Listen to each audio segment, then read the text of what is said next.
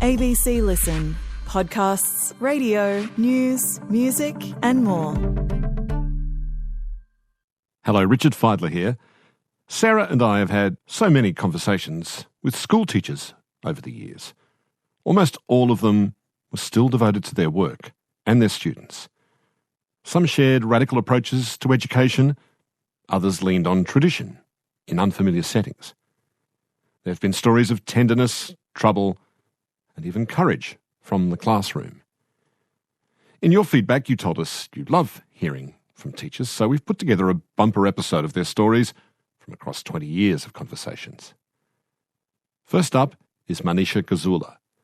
Manisha's a school principal these days, but her path into teaching wasn't easy. So much so that she was in her 30s by the time she stood at the front of her first class at Miller Public School. There in southwest Sydney, she faced student behaviour that was wildly different to what she'd grown up with in India. So I went to a school, all-girls school, and we were 2,000 girls. And I don't ever remember hearing the word classroom management because it was ingrained into us that we go to school to learn and respect the teachers and follow the school rules. So growing up, I think every one of us was a good student at school. Were kids ranked in the class? Absolutely. We were 65 to 68 girls in one classroom. And at the end of every term, we would get a report card and we would be given a rank. And where were you ranking most of the time? Probably from year 1 onwards to year 6, I would be in the 20s. Like I would be either 17th or 18th. And that's not considered very intelligent at all. And did people say that to you at the time? Yes, absolutely. In India, there's no concept of, this. It's a very clear-cut black and white, and parents give you feedback very clearly, whether it's good or bad. And coming 17th was never good enough for my parents. And they did tell me in very clear words that, this is not good enough. You've got to be better. You've got to be in the top 10. Because my sister always came in the top 10. And it was only later on, somewhere in year 7, where the penny dropped. And this sounds so cliche, but it takes only one teacher to believe in you. I've tried so hard to contact her. She was my classroom teacher in year 7. And for some reason, she walked up to my desk and said, "You can do better than that, Miss Pillai." My maiden name is Manisha Pillai. And because she said that, I tried so hard to prove her that I can do it. And I worked so hard on my maths, English, whatever subject, I studied so hard. And then what happened was I was successful. And then success breeds success. Once you're successful, you don't want to let go of it. And from then on, I've always been a pretty good student. What was your first posting in New South Wales? I started as a casual teacher in a school called Miller Public School. And that's southwestern Sydney, is it? Exactly, yes, Sydney Southwest. And I actually did my practicum over there, which is like an internship over there. And it was a little bit of a culture shock. In what way? As I said, you asked me what kind of a student I was like every other child, a good child and a good student. And when I went to Miller Public School, it was an eye-opener. The students' behavior and the way they spoke and the way they acted, it was very different. They questioned the teachers. They would roll their eyes. There was behaviors where children were running out of the classroom, and all the things that you hear in the newspaper did happen in that school. It was kind of a culture shock for me because I have never seen children act that way in a school environment. And I found it very tough. I was a prac student in year 6. And I remember this child who was sitting in the front. I was doing a lesson. And he kept interrupting me and he kept asking me a question. And I knew he was actually having me on. I knew he was doing something that was wrong, but I just couldn't call him out on it. I did not know how to deal with a situation like this because I never witnessed something like that. I never done something like that, and I never seen anybody else do something. So I had no idea how to react to this situation. But what I did was I went home and I thought to myself, I'm 32 years old. This kid is 10 years old. He can't have the better of me. How did you then establish authority over this kid? Exactly. And that's what you had to do. And I remember the next day he was asking me, because my name is Gazula, and there is a suburb called Kasula. And the classroom teacher, his name was Mr. Harris.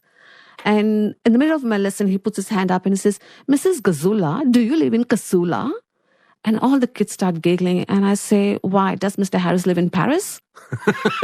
And he looked at me and I said, "Don't ask me stupid questions. And next time you have a question, you make sure that it's the right one and it's for your learning. Because you're not wasting my time. You're wasting your other students' time. Their learning time. You're robbing them of their learning because you're stopping me from teaching." And he looked at me and I thought to myself, that's what it is. Every time a child misbehaves, I'm going to put it back to how much they're taking away from their peers. And once that notion set in my head, I never allowed any other kid to rob any other children of their learning. Did you see the kids change in their attitude towards you over that time? Absolutely.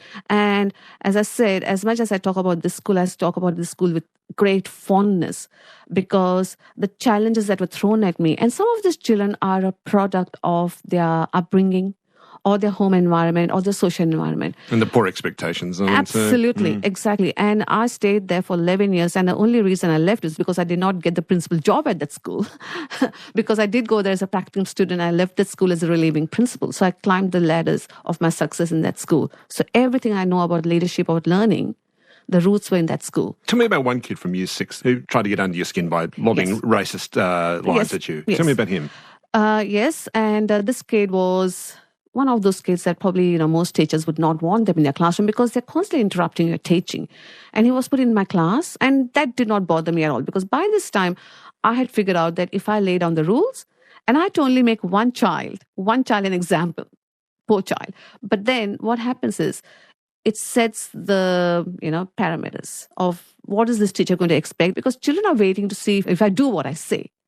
I think most adults forget that children understand the concept of being fair. Yeah, they have an expectation of Correct. it too. And if you're fair and you're firm and you're consistent in your expectation, they like that. Children like to be felt safe because they know what they can do and what they can't. It's only when they are in doubt that they play up. And I think this child was one of those kids who can be very challenging, and who could be very challenging, and he was challenging. What would he say to you? He would say really horrible things like, I don't want to be taught by a curry mancha. I remember one day he was being absolutely silly in the classroom. And we went out to do some sport. And I said to him, no, you cannot participate, because it was the Indian game that I was teaching them. It was just the end of the day and I was teaching them a new Indian game. And I said, you cannot participate in the fun stuff if you cannot be respectful to me in the classroom. And he actually came up to my neck and put his hand around my neck, said, oh, I want to kill you, you curry mancha. He did get suspended for that. And this is the first term of the first 6 weeks of school. By the end of the year, this child had actually returned for Christmas. He wrote me a beautiful letter. And I still have the letter with me. I have laminated it. At the front of the book, letter, he had drawn a picture of one of the Indian gods. And behind it, he had written that I was the best teacher, and that how much he has learned from me, and how much he would have loved to have me as his teacher for the rest of his school. And he had written a little story about this god.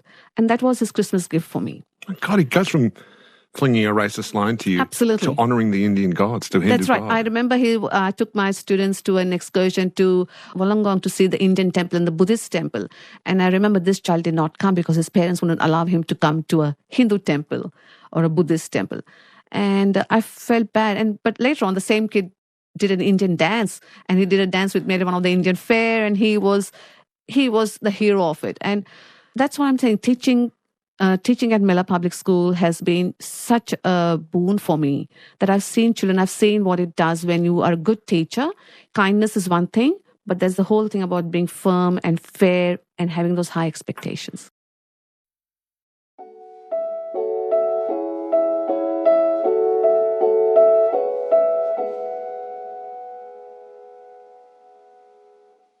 Next, a story of what happens when responsibility for a school becomes a matter of life and death. Sergio Rosato was principal of St Thomas Aquinas School in the Blue Mountains outside of Sydney, and was accustomed to the threat of bushfires, or so he thought.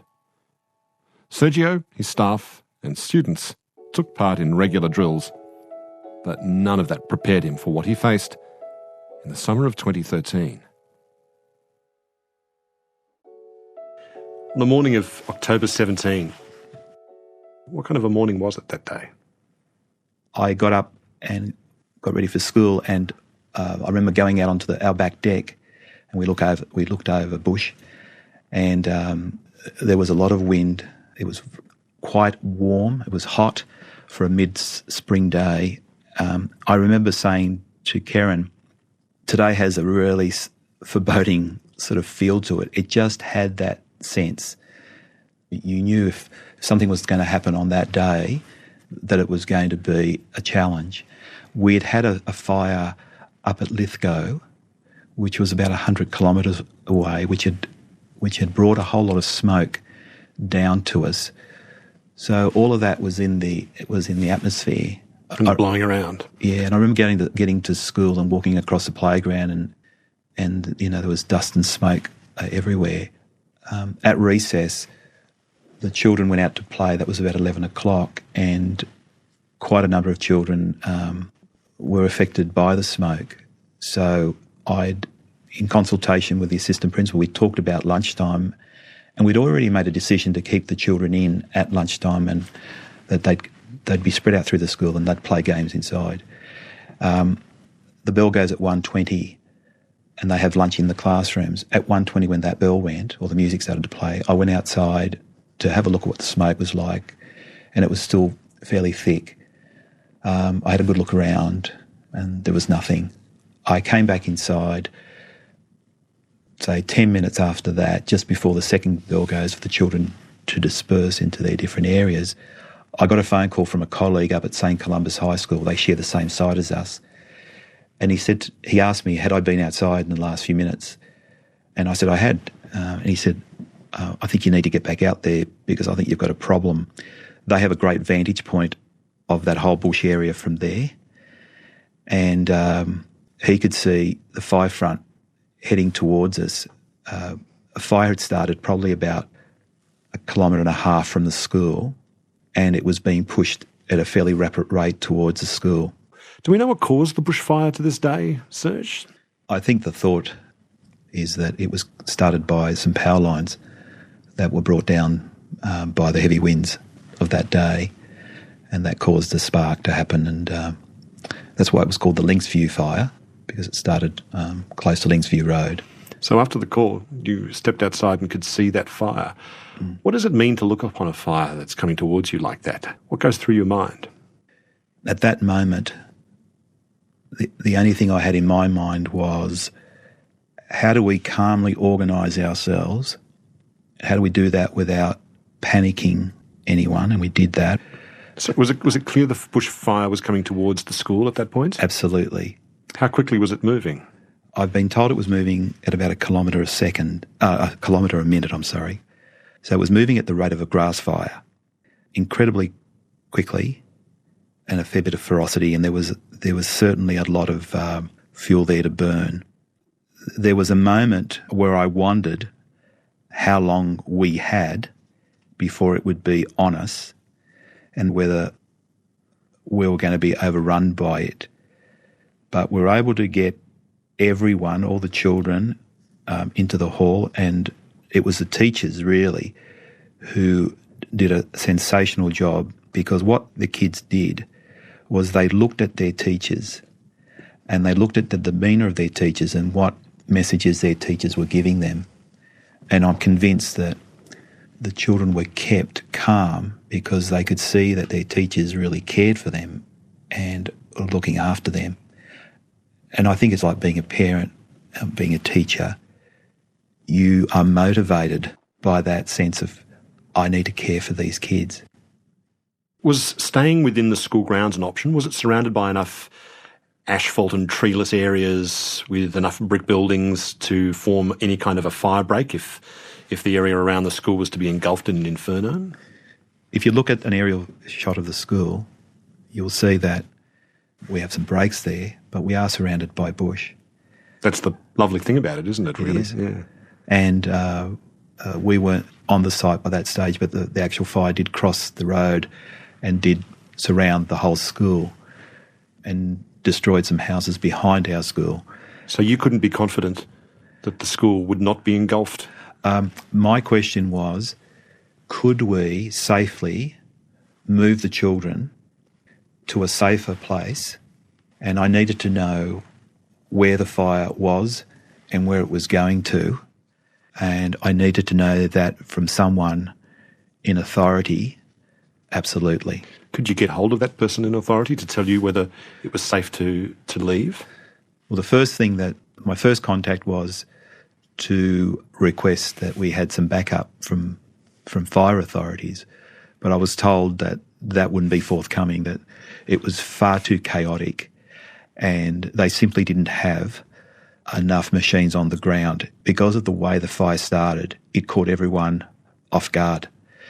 And by that stage, homes were starting to go up. So we've got emergency services responding to those things. My second communication was on request to speak to someone up the chain of command to talk about the possibility of evacuating, and I was able to speak to police. And they were able to give me an undertaking that if I moved quickly and we moved towards the north, we could evacuate the children and take them away from the fire front. And we decided to do that, and we walked the children 2.5 kilometres. By the time we got them onto Hawkesbury Road that was leading us to what our destination was, you could see that the fire front had really taken hold and that there were homes going up. How many children and staff were in your care on that day? About 600. So, and what is that, about 500 kids or thereabouts? 550 kids. 550 kids. You and your teachers had to move 550 kids on that day when the fire was lighting up streets all around you. What was that long march like, if you like, from the school? We'd had a walkathon by chance, about 3 weeks before the fire, and we'd used part of that same track for our walkathon. It was just coincidental that we moved them down that spot. In a way, I think for some of the children, it was less distressing because they felt it was sort of like another walkathon. It was different in that there was chaos, there was police and fire and helicopters and smoke. But we were able to keep ourselves together, move ourselves 2.5 kilometres down out of harm's way and into a shopping centre. We have a small shopping centre down there in that end of town, and we're able to bunker down there for the rest of the day. And by that stage, by the time we moved off the site, the fire had arrived at the school. And after we left, it actually took out, there's a homestead on the school site, took that out and encircled the school. Getting back to what you were saying before about did we stay there or move, I think it would have been terrifying for us to have been together in that hall and to have seen that fire front come through. So the option to move given to us that was a good option ended up being, for us, a good way to go. It's interesting because when you see photos of bushfires and even footage of bushfires, what you miss out on is the sensory overload that you get with a fire front. And I've lived in the mountains for a while. It still takes you away. It's the sound, it's the feel, it's the atmospherics around you. So it's not just the visual, it's what you feel and sense around you. And it does, it's frightening. I mean, as it's going through the bush and taking the fuel, you're getting a whole lot of sound coming out of it. And then you've got the visual of the smoke. And I can remember seeing the smoke change from, this white fluffy stuff to this really dark stuff. And I kind of knew that houses were going up. And I remember thinking to myself of the Victorian fires and how people were caught in their places. And this happened at around about 20 to 2, and that was a godsend in that if the fire had happened at 3 or 3:30... School pickup time. Exactly. It would have been a completely different scenario. The fact that we had schools, and there are many schools in that part of the Blue Mountains, we had children in centres, we had them together, we could look after them, was a godsend. Because if it occurred later, right. If children had been on buses, on bikes, walking home, going back to empty homes, or being caught in streets, it would have been a completely different proposition. Parents picking up, doing the school pickup, lots of different people in different cars, taking off in all directions, getting different advice. Oh man, that hardly bears thinking about. So as you were walking along with the kids, you could see the fire was approaching some of the nearby residential streets. Your street, were you aware of that as you were on that walk? I took that in for a moment. I could see where the fire was heading. I could see that it was more than likely burning homes down. I was more concerned for my neighbours. Why your neighbours? Well, on one side we have an elderly couple, and Len hadn't been well, and he was fairly immobile. I was concerned that they wouldn't be able to get out in time. I was concerned about the kids' parents and how they were faring. So You can't do anything at that point about that because you've got all these 550 kids in your care. yeah, but it was teamwork. It really does. It does really bring it back to how well do you work as a team? How good are your relationships in that team? And if your relationships are good, then things work well most of the times in that event. Still, when you're there with those kids walking away from the school, walking towards the shopping centre, did you allow yourself the thought that your own house might be catching fire and burning to the ground? For a moment, yes. And then what did you do with that thought? I put it in a different place. There were priorities. First priority was to get the kids to a safe place. How about your kids, your wife? My wife was caught she was down at her mum's on that day. You didn't? Did you know that though? I did. My kids I found out later, were in lockdown. They were in lockdown at St. Columba's.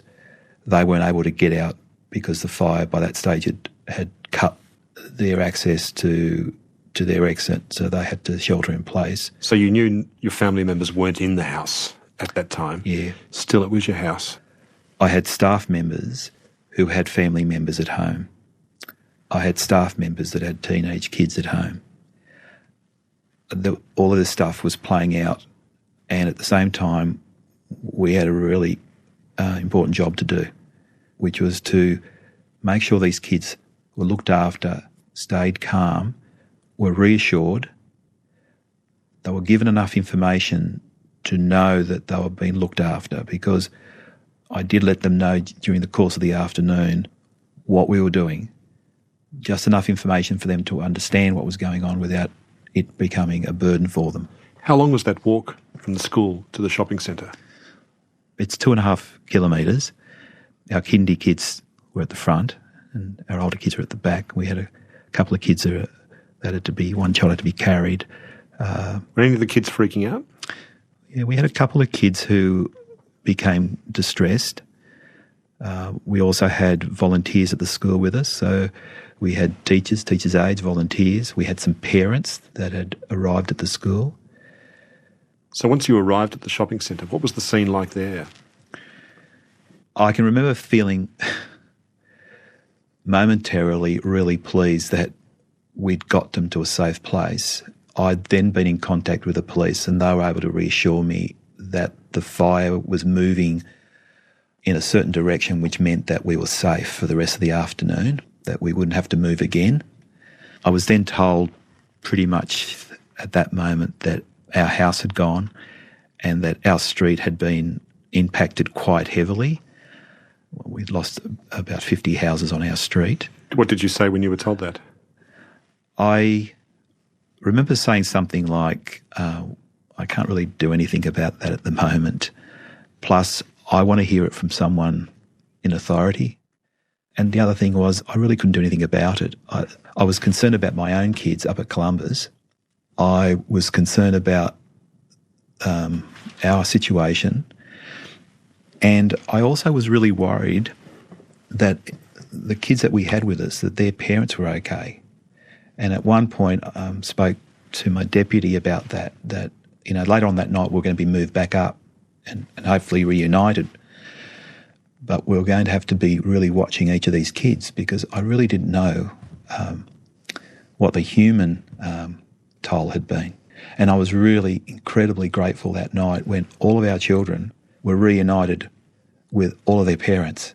And I can remember I remember feeling quite elated to hear that no one had died, because I was convinced that, the way that it moved, how fast it was, that it was potentially could have been, quite catastrophic in that regard. How about your own kids? How were they? It was lovely to embrace them that night. it was lovely to hug them. And I think it was for them too. It does really bring into critical focus how important your family is, but also how important, those human relationships that we are, that they are really the core of your life.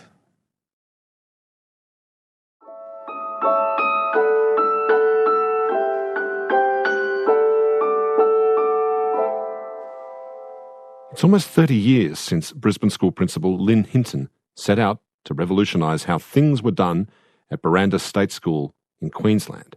And by things, I mean thinking. Lynn introduced philosophy as a core component of the school's curriculum. Philosophy for everyone, even the youngest students. And it started with picture books. How do you prepare kids to engage in philosophical discussions, Lynn? We prepare children by doing what you alluded to earlier, and that is reading stories.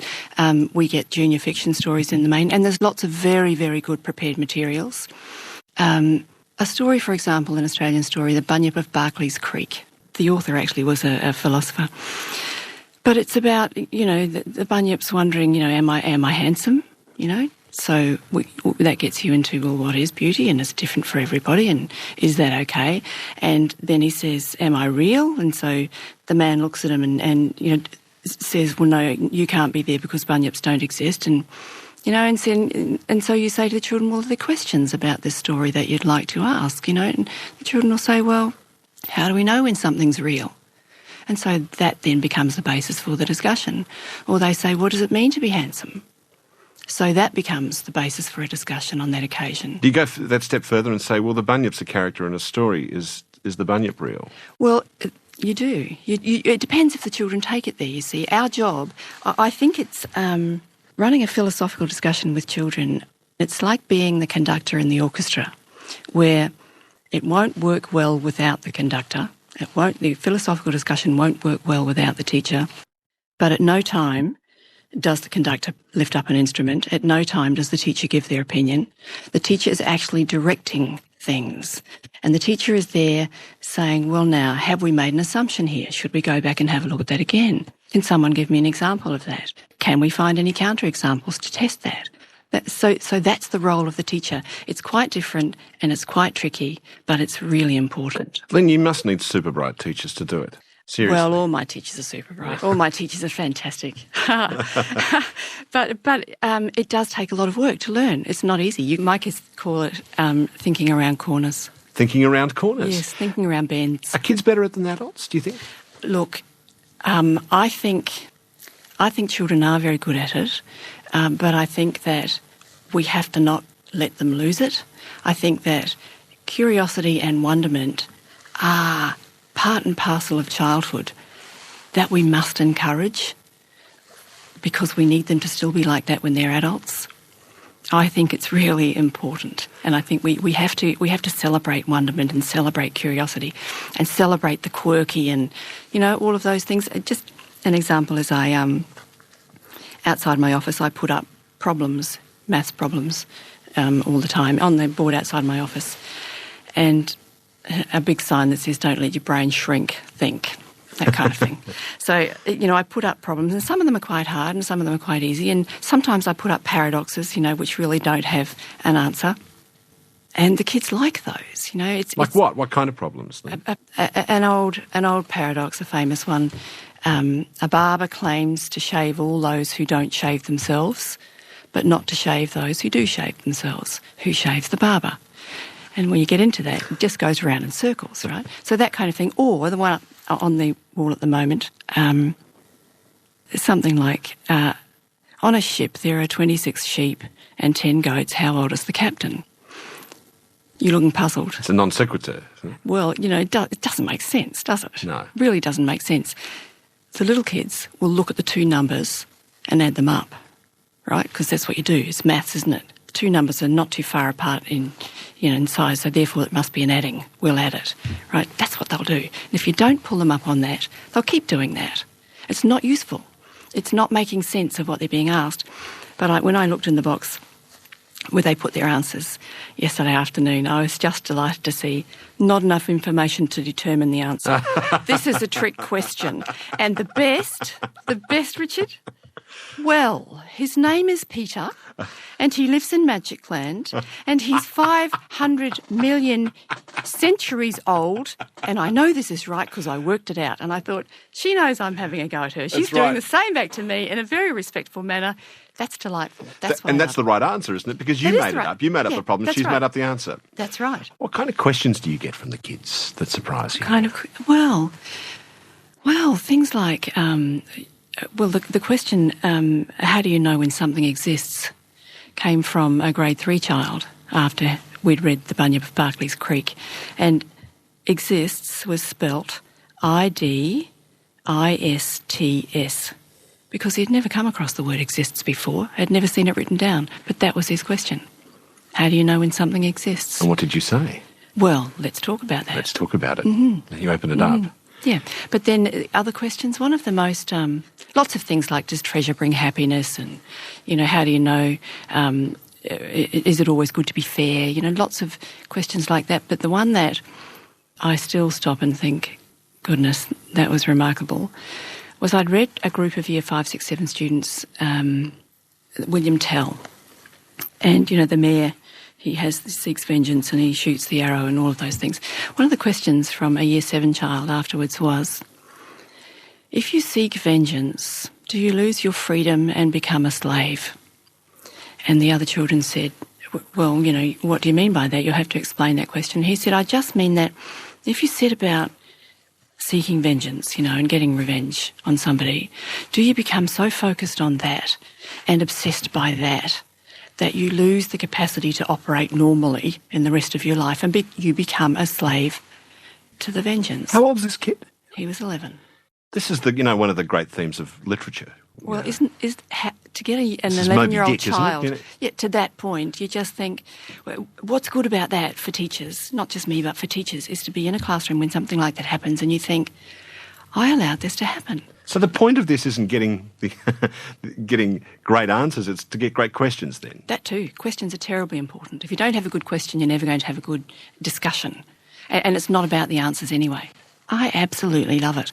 I love the job now as much as I did when I first started. Why? Because of the kids. Because they say, well, his name is Peter and, he lives in Magic Land. That stuff, and yet that's what I love. I love it when the children come dashing into the office and say, I've thought about something. For every right answer, there's an infinite number of wrong ones. And I sit there and think, that was great. Or, I've thought of a question I want us to put on the wall. What is it that makes me, me? And I think, don't you love that? Or overhearing a couple of little prep children last year, walking along behind them, and one of them says to the other one, they're 4, these children, I really love reasoning and philosophy, don't you, Doug? And you think, where am I? This is fantastic.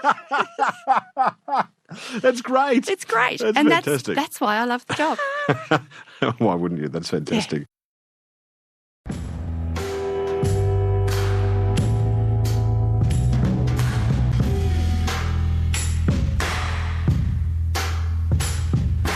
Podcast and broadcast. This is Conversations. In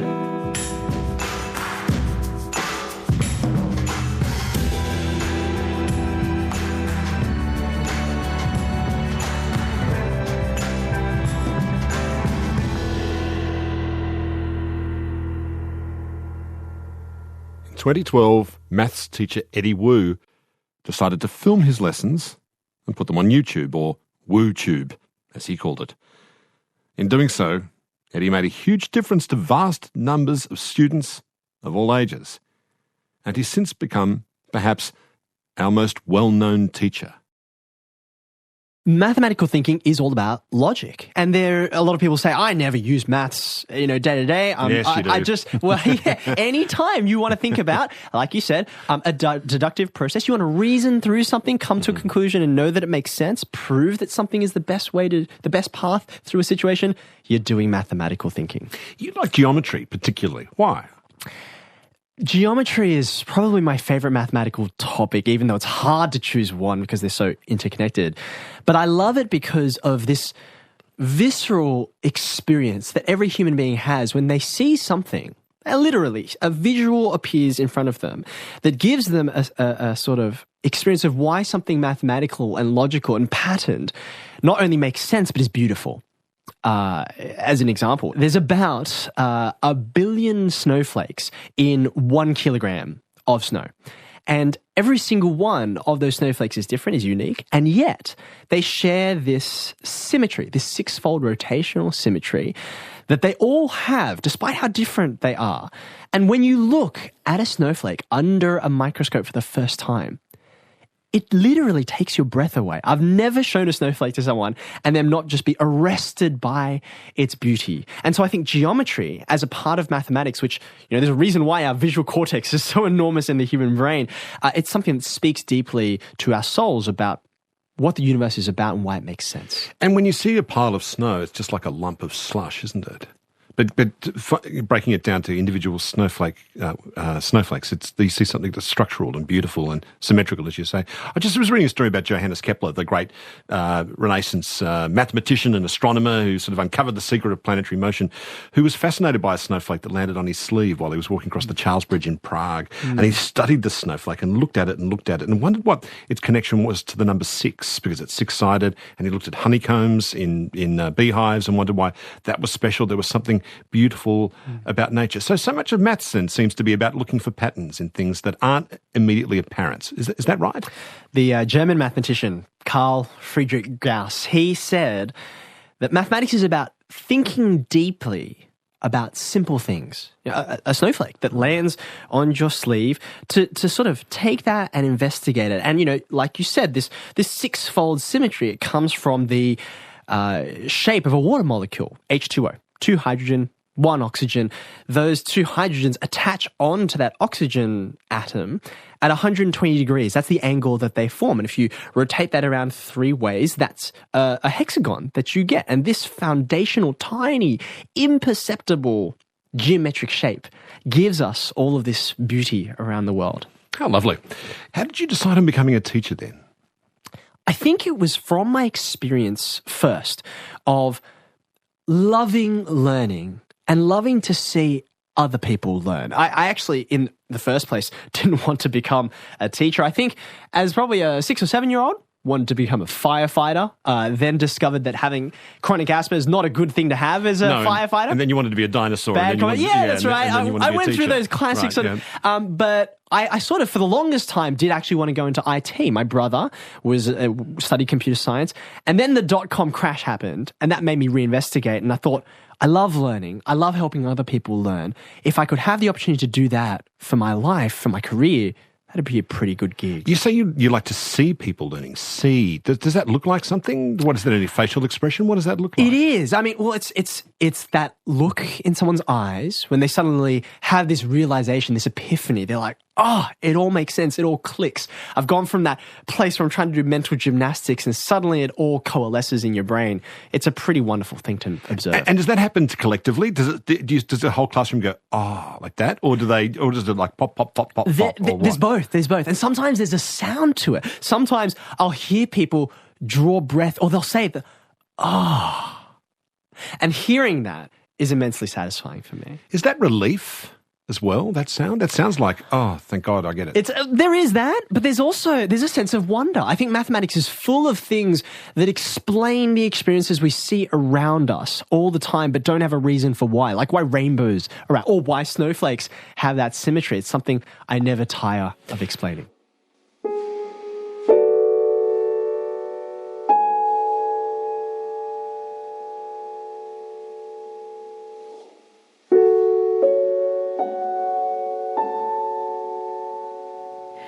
Sarah Kanowski here, and our next teacher is Sarah Donnelly. Sarah works in the town of Wilcannia in outback New South Wales.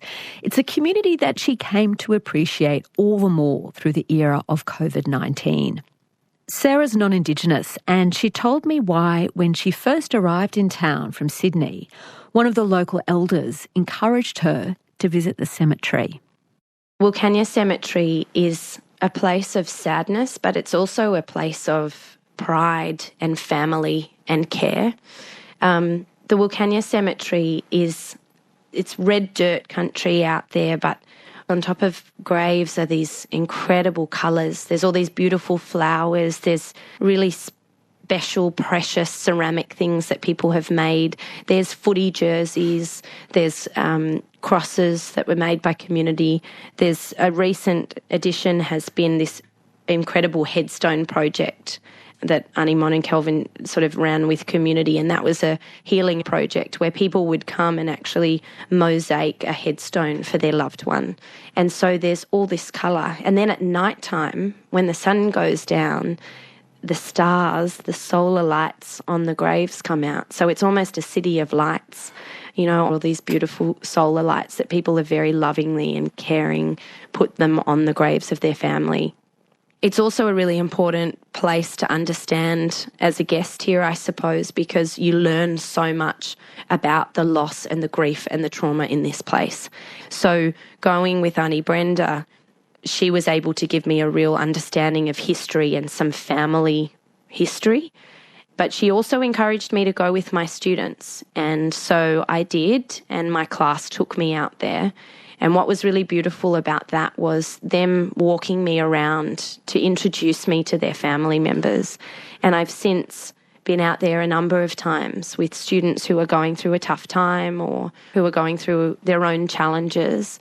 And we've been out there, their choice. We've been out there for some quiet contemplation or just as a calming place. It does really have this effect on people out here that you kind of go there and it's this sense of just being there with family and allowing yourself to feel. How regularly have you found yourself at funerals in Wilcannia? Far too regularly. I'm about to turn 32 and I've been here for 3.5 years, almost 4 years.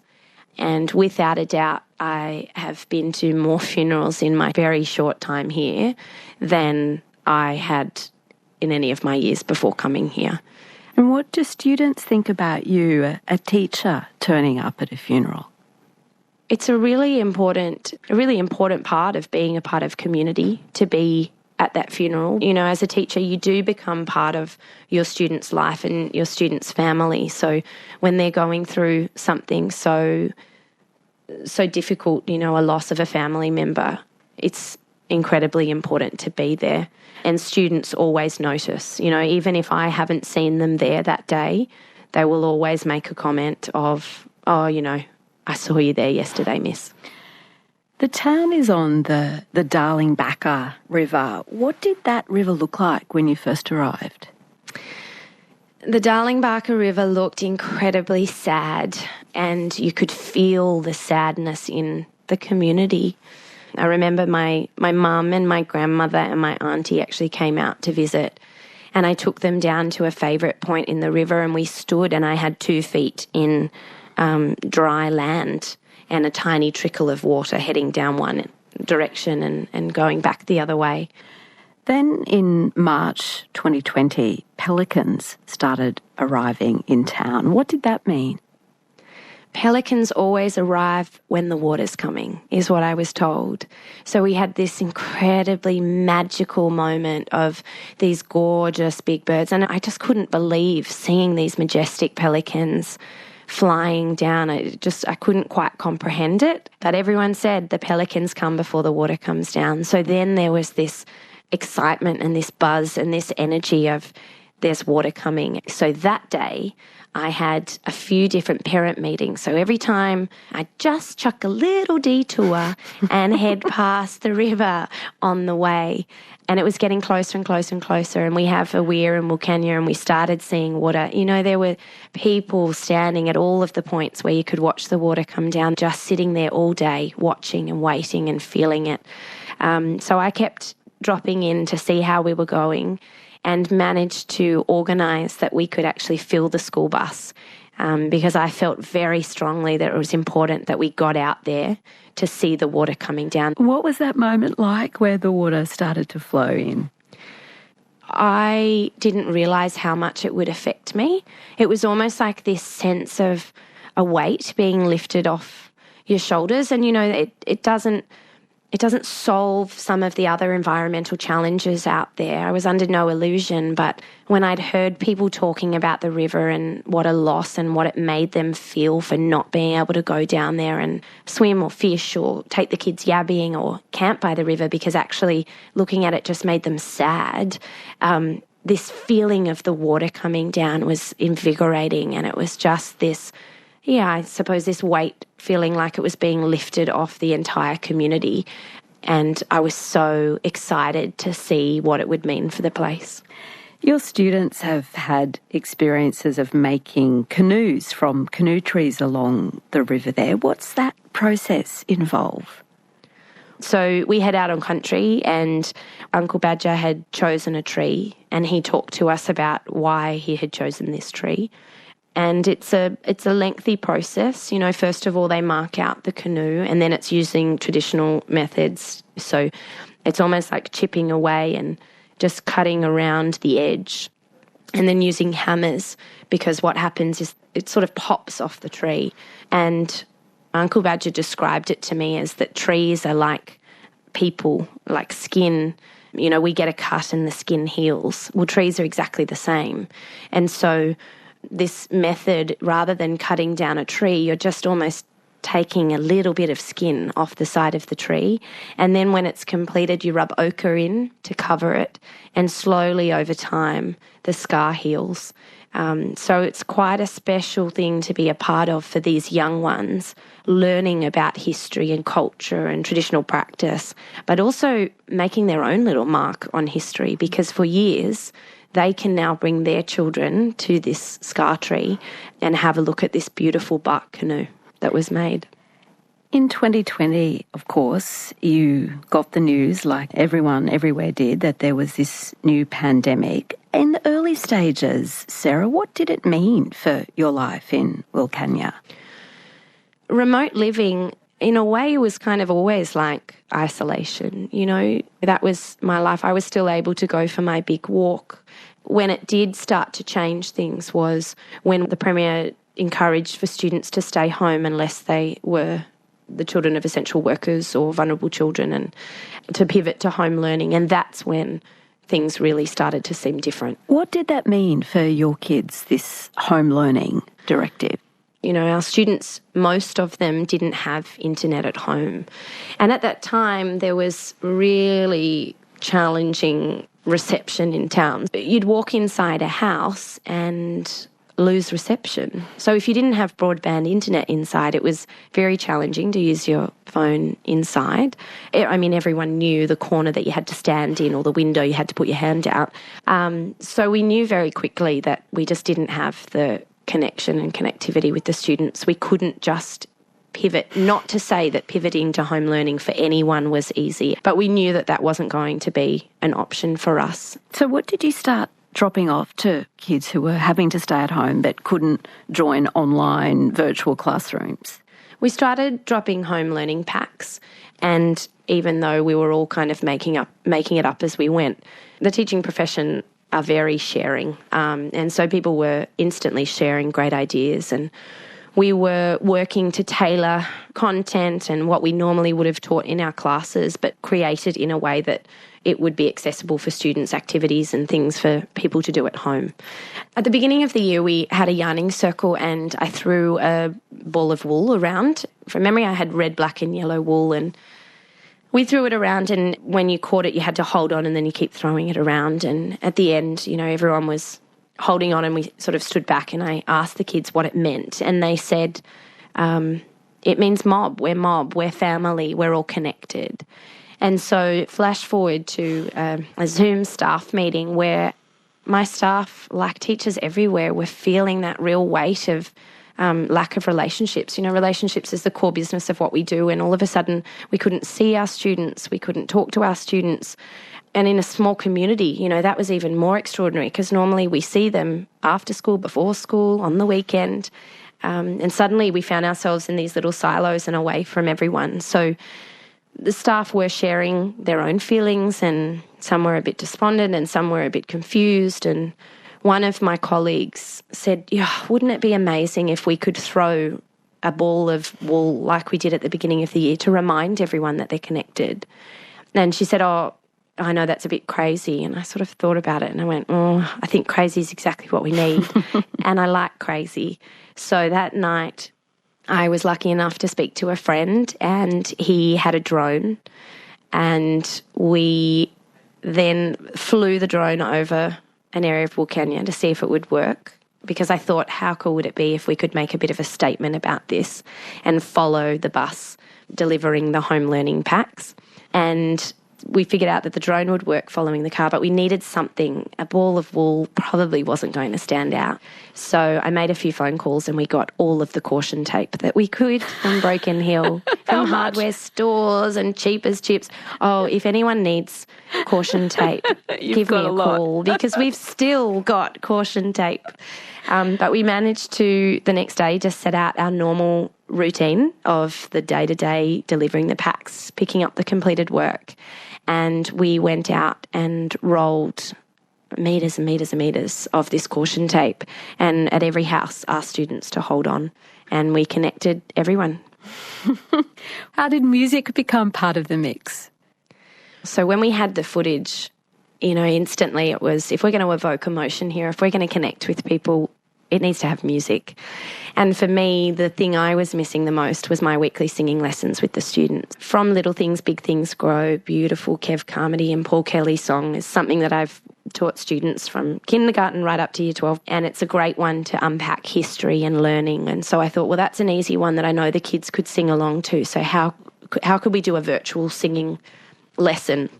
So I wrote a message which was from what my staff had said in the meeting a few days before and how they were feeling, and wrote a message to our students and our community to remind them essentially that, this is what's going on, but we're strong and we're all still in this together and we're family and we're still thinking of you. And the local radio station put out the song and invited people to send videos of themselves singing along. And we compiled this with the footage of rolling out the caution tape, and we shared it on our school Facebook. And it was quite extraordinary, the reaction, the response we got from teachers, from just people actually all over the world who shared the song. And I think at that time everyone could connect with what was happening and could connect with the message.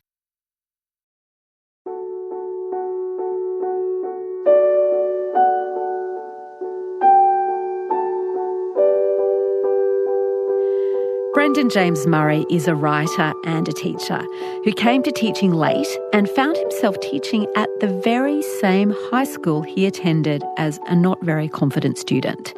Brendan brings a lot of empathy and enthusiasm to his work, and it sometimes pays off in unusual ways. What kind of advice had you been given about managing behaviour when you were doing your teacher training? A kind of cliche in teaching is don't smile until Easter, which is the idea that if you are the kind of unyielding wall, the tough teacher for the first few months of the year, you set a standard that makes it easier to control the class for the remainder of the year. And did that work for you? I didn't even attempt it, because it's not in my nature, and I knew it was just a facade that I wouldn't be able to maintain. So I didn't try to teach in that way. So what works for you? If you've got a kid, say, acting out or being the class clown and disrupting that classroom, what approach do you take? So I think you need to have boundaries that you enforce. So you need to say to kids, if you do this, this is going to happen, and then you need to make sure that that happens every time, because the moment it doesn't happen, there's this wiggle room that causes problems. But I try really hard, and all teachers do this, I think, try really hard to understand the kid as a human being and be interested in them and care about them. And I think that is the best way to get kids to do the right thing, because 99.9% of kids, if they know that you do care about them, they're either not going to act up, or when they do, they'll at least feel quite guilty, which is a really good bit of leverage as a teacher that you can have. Tell me about your student Claire. First of all, what made her an interesting person to have in literature class? I'd taught Claire for several years before I had her in Year 12 literature, and she was and is an extremely intelligent, extremely capable person. She had a range of challenges already in relation to her mental health. One particular incident when I was teaching her in Year 10, it was quite a boisterous class, and suddenly the class fell into absolute silence, and I thought, well, something's happened here. And I remember turning around and seeing Claire, and she had this blood running down her arms. So this is the kind of pain that she was experiencing emotionally over many years. And then she ended up in Year 12 literature, and the pressure on her, whether you could say she put the pressure on herself, but I would say that the system to a large degree put this pressure on her, was so immense that her final year of school was an extraordinarily challenging one, and probably more challenging than it needed to be, I think. What happened to her on the final exam day? She went into the literature exam, and I was only a few minutes into the exam, and I was standing outside the exam hall, just kind of, something made me just wait a little bit that day for some reason. It wasn't necessarily because of her, but then suddenly the door burst open. And the second that I heard it, just this crash of the door exploding open, I knew that it was going to be Claire. And I turned around, and she kind of ran out and collapsed at my feet, crying, coughing, just having this awful panic attack. And she was shortly followed by the exam supervisor, and I said, I'll take care of her. And I was trying to reassure her, saying that it didn't matter, that there are things in this world that are far more important than exams. And she was just in this moment of absolute despair, I would say. So I ended up taking her back to my office with another really wonderful teacher who's the head of the senior school at that time. And I had a conversation with Claire about what had just happened, and I really opened up to her about some of the challenges that I'd faced when I was younger, and even when I wasn't that young, with anxiety and depression and things like that. And we had a conversation, and eventually Claire decided that she wanted to go back in to the exam and try to finish it. So we were able to take her back into a different room, and I sort of made the promise to her. I said, look, I'll wait outside this room, so if you need to come back out again, I'll be there, and you won't have lost anything. And to her eternal credit, she went back in there, she sat down, she completed that exam, and she came out feeling really good. And I think not about anything that she wrote necessarily, although I'm sure she wrote great stuff, more so that she'd had this moment of courage where she'd been able to overcome something. And these are the types of things that you see young people achieve that are never going to be reflected in their final scores, but nonetheless I think are just extraordinarily humbling things to see. And I was extremely moved by that, and I think about that often.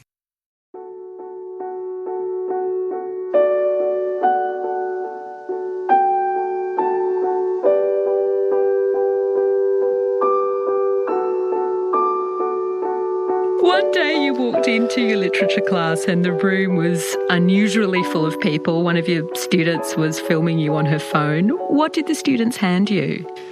The students gave me a large card that they'd all signed saying, "Thanks for teaching us, Mr. Murray," which was unusual because it was nowhere near the end of the year. Usually if kids do that, it's at the end of the year. And it said, "We've done something special for you. There's someone who would really like to speak with you." And there was kind of a little flap on the card, and I folded the little flap up, and it said Peter Carey. And these just, I can't even, there's not even an adjective to describe how lovely these young people were to have done this. But some kids had contacted Peter Carey through some, God knows how they did it, found his manager, his agent or something like that, and convinced Peter Carey to give me a telephone call. Where were you when you got this phone call from the most influential person to you in the world? Where were you? I was just at home with a stack of correction, which is pretty standard for me in the evenings. The call I'd expected for some reason to come the following night. I think there'd been some confusion, and my mobile phone rang and there was this big long string of numbers that said New York underneath. And I was like, my God, it's Peter Carey. And then I answered the phone and there he was. And we had a conversation to a large degree about just how amazing and how lovely those kids were. He was very open and very humble about the fact that often he lacks confidence in his own writing. He said that he believes all the bad reviews and he doesn't believe any of the good reviews, and he'd been working on a novel that he'd sort of chucked away because he didn't think it was any good. And that I've told that to so many students since who don't feel confident or feel like they can't complete a piece of writing because every time they put pen to paper they just think it's horrible and it's not working and it doesn't make sense. Because if Peter Carey can feel that way, then any of us can give ourselves permission to feel that way. It must have been a pretty special letter that those students wrote. Can you read us the letter? Yeah, so I have it here. Dear Mr. Carey, our names are Shay and Emily, and we are currently studying Year 12 literature at our secondary college. We have studied your book, Collected Stories. We had a great time reading them and loved your writing. Our teacher, Mr. Murray, absolutely loves your writing and looks up to you as an author himself. We even got him to admit his favourite author, and you were on top. Mr. Murray is everyone's favourite teacher and makes studying literature really interesting and entertaining. We love coming to class and exploring the complexities of texts. Mr. Murray puts his heart and soul into teaching us, and we really want to give back to him when we graduate this year. So we as a class are inquiring if it's possible to please organise a signed book by Peter Carey or a phone call. We are really open to all ideas and options on how we can make this dream a reality. We are willing to pay, as we all believe our teacher deserves this experience, as he has truly made Year 12 incredible. Thank you so much, Shay and Emily. That's such a gorgeous letter. I love the willing to pay. How much do you think they were going to pay? I don't know. I mean, can I say, for the rest of my life, that is just going to be such a profound show of kindness that I really won't ever forget. And sometimes young people get a bit of a bad rap, but when I hear people kind of running down the younger generation, quote, end quote, I often think to myself, you're not someone who has worked with young people or had much to do with young people, because they're amazing and they're kind and they're empathetic and they're engaged, and they've just got so much to offer and so much that we can learn from them. You have been doing this job of high school teaching for more than a decade. Has your understanding of what a teacher is or should be, has it changed? When I finished uni, they told us all to develop a kind of bite-sized teaching philosophy. And mine was that teaching is a career of the heart and the mind in equal measure. And I said that on my first job interview.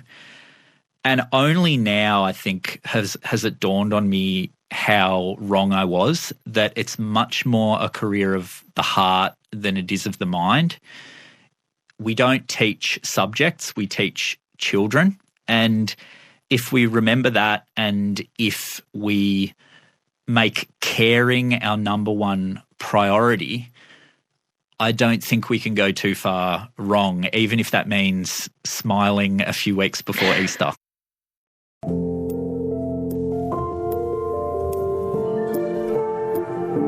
You're listening to Conversations.